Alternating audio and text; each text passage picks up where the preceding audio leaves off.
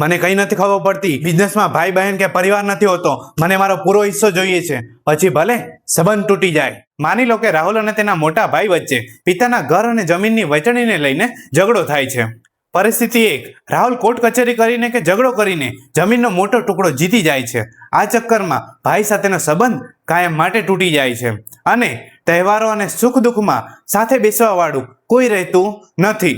પરિણામ, જમીન મળી પણ ખુશી અને પરિવાર ખોવાઈ ગયા. પરિસ્થિતિ 2, રાહુલ વિચાર કરે છે કે હું આ પૈસા અને જમીન શા માટે કમાઉં છું? પરિવાર માટે જ ને. જો ભાઈ જ જતો રહેશે તો આ પૈસા શા કામના? તે થોડું જતું કરે છે, ભાઈ સાથે સમાધાન કરે છે અને પરિવારમાં સાથે રહે છે.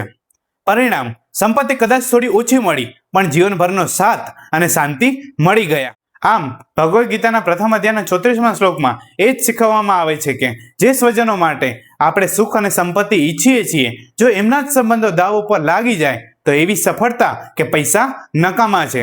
જો વિડીયો ગમ્યો હોય તો વિડીયોને લાઈક, તમારા મિત્રોમાં શેર અને કોમેન્ટમાં લખો જય શ્રી કૃષ્ણ.